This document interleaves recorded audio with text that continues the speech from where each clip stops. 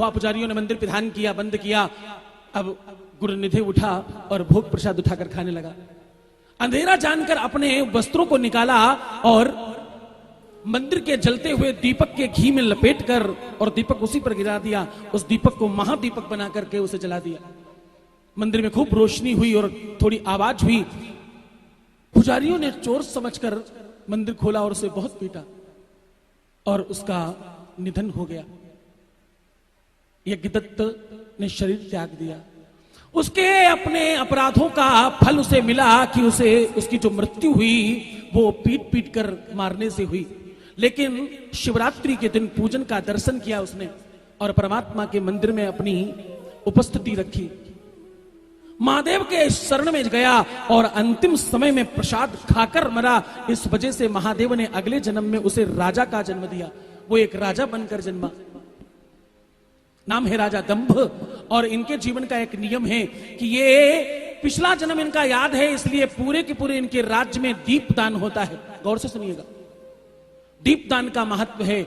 और इनके घर में, इनके राज्य में और इनके जीवन में दीपदान से बड़ा और कुछ नहीं है। ये राज करके नाम पर दीपक जलवाते लोगों से और दीपदान करवाते। हर देवालय में, हर शिवालय में दीपक जलना चाहिए, इनका ये नियम है। क्यों? क्योंकि इनको पिछला जन्म याद है, अपने सारे कर्म याद है और उन कर्मों का फल याद है। और अंतिम में इन्होंने अपने वस्त्रों से दिया जलाया भगवान के मंदिर में, वो इनको याद है। एक बात बताऊं, जब भी तुम किसी देवी मंदिर में जाते हो तो तुम्हें लंबी दिया जलानी चाहिए, लंबी बत्ती लगानी चाहिए। और किसी देवता के मंदिर में जाते हो तो तुम्हें गोल बत्ती लगानी चाहिए। दीपक का बड़ा महत्व है। दीपक तुम तुलसी के पास लगाते हो, जलाशय के पास लगाते हो, तीर्थ में लगाते हो, मंदिर में जलाते हो, शिवालय में जलाते हो, आरती में जलाते हो, स्वागत में जलाते हो और दिया तुम सांझ में जलाते हो। दिया का बड़ा महत्व है। दीपदान तुम कार्तिक में करते हो, दीपदान तुम सावन में करते हो और अखंड दीपक तुम बड़े बड़े अनुष्ठानों में और शिवरात्रि और नवरात्रि में जलाते हो। दीपक का अपना ये महत्व है और दीपदान का ये लाभ है कि पहले जीवन में उन्होंने दीपदान किया मरते मरते, तो अगले जन्म में वो राजा बने और इस जन्म में अपने पूरे राज्य का कर उन्होंने दीपदान में लगाया, तो अगले जन्म में वो कुबेर बने और कुबेर का पद प्राप्त हुआ। बोलो शंकर भगवान की। दीपदान का बड़ा महत्व है। दीपदान से तुम्हें सर्वस्व प्राप्त हो सकता है। पहली बार अपने कपड़ों से मरते मरते दिया जलाया तो राजा बने और दूसरे जन्म में जीवन भर दिया जलाया तो कुबेर बने।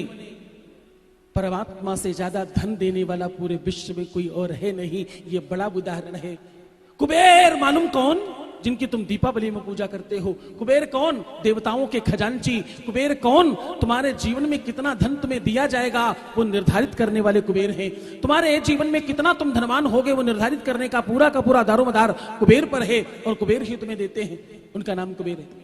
वो कुबेर महादेव की कृपा से बने और महादेव के आशीष से बने। तो दीपदान जरूर करना चाहिए।